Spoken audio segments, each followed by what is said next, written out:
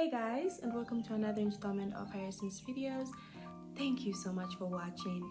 If you're a returning subscriber, thank you so much for your support. And if you're new, my name is Kazumba Kundamtambo and I make faith-based videos, and I'm so glad you're with me today watching this video. In my last video, I was talking about what I learned about the church and just like different irks that are there, and yeah, just my experience. In today's video, I wanted to highlight why it's important for us to stay in a church body, to have a church body, to have a church community. Okay, so my first point is something that I had mentioned last week, but I'll bring it up here as my first point, which is service. We are part of a church body, or we should be part of a church body, because we need to offer our service to one another. We are not islands, guys. We were meant to be here on earth for one another. We're here to serve one another, and we're here to serve in the church. A church body cannot exist with one member. It needs this member that brings this to the table and the other member that brings this to the table, and that's why you are important in that place. As long as you are there, the imperfections that you see are probably something you could make better. So it's not really about sitting down and complaining about all of these things. I think the best way to approach it is to identify the fact that it's not so much about what you can get from the church. Sometimes it's about what you can give.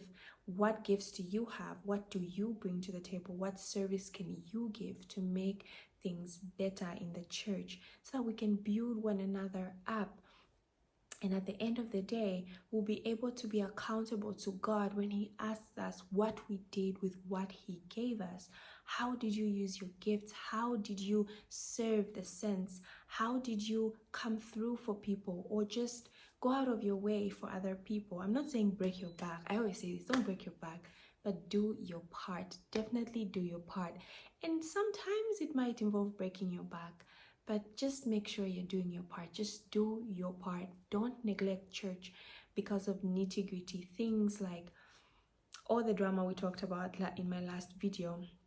But I think it's important to have vision as to why does a church exist and why am I here in the church, right? That's my first point.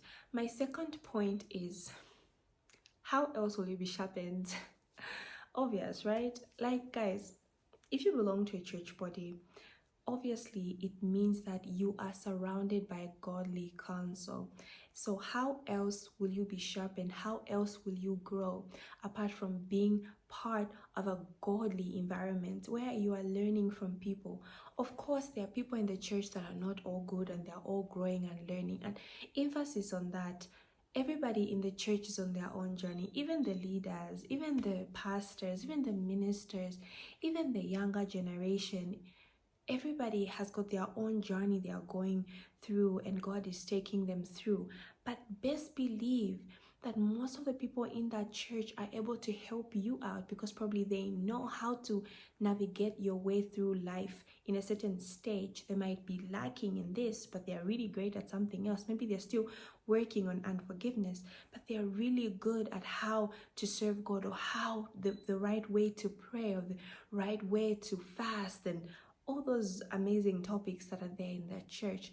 So never neglect other people, or really just put people at a pedestal to where if anything happens, you just shun. You're just like, oh yes, oh, it's just not worth it. Everyone's pretending, everyone's fake. No.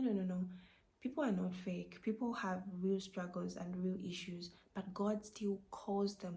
God still loves them. God is still teaching them, and He's still there for them, just like He is with us individually, just like He is with you. So give people chances, guard your heart, but above all things, guys, in the church, when you're in the church, recognize people that can give you good godly counsel, because you will be sharpened in that way. When you're in that environment where there are so many believers, you rub shoulders with the right people, and these people will show you the way.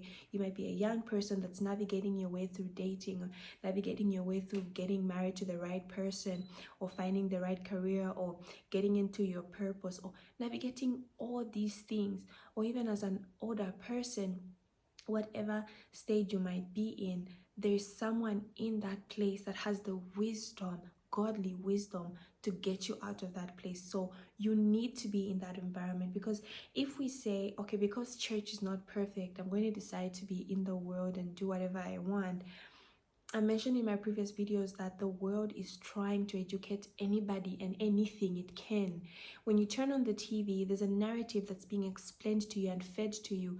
Unknowingly or unknowingly, there's so many things that we believe now and that we have taken in because of being mentored by television or being mentored by social media. So many platforms are trying to teach us different theories, different beliefs, and we're out there just being receptive to everything.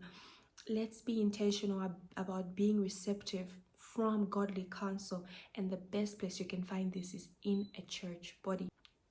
My last point is being in a godly environment will help you become a better Christian, in that you are in a place of communion with God. Remember, where 2 or 3 are gathered, there in their midst, God is there.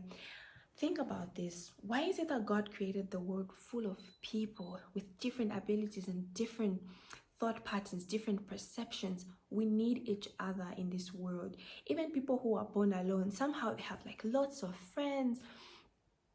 And we always want that companionship. We long to get married. We long to have friends. We long to, everywhere we go, we are social beings. We want to be friends with somebody else, want to be able to talk to somebody else. That's why they even put people in solitary confinement, because it's some sort of punishment. It's how we are wired to be each other's friend, to be each other's keeper. Hey, please, you get what I'm trying to say. So yes, guys, being part of a church means that you are part of a community. Being part of a community is a plus, because anybody that's isolated from the rest of the sheep is in danger, definitely in danger, because when you're isolated, the devil can easily manipulate you. You can easily get into anxiety and depression over something. You can have a conversation with somebody that can help you out, but as long as you're in your head, and I'm giving an example of anxiety and depression because most people that go through anxiety and depression find themselves in a place where they don't know who to trust or who to talk to or who to open up about feelings they can't even explain. Immediately you isolate yourself from a church body, the devil can easily plant all sorts of thoughts and you attack yourself, literally, because your own mind is putting different crazy ideas in yourself. And that exactly is an example of isolating yourself. You become vulnerable to everything else. And being part of a church body, it keeps you accountable. There's people around you that are able to show you the way. There's people that love you. There's people that are praying for you. And there's always an example that you can see and learn from. You can always look at, oh, there's that gentleman, look at how he's doing it, because he's doing it in a godly way, and it's so transparent, and you can learn from that.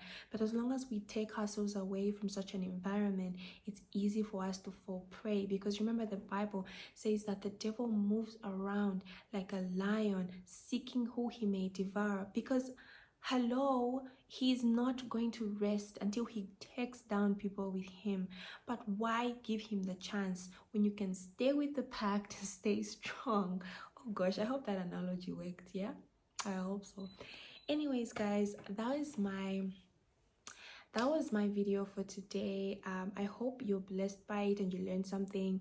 If you have any comment or anything to say about this video, you can comment down below.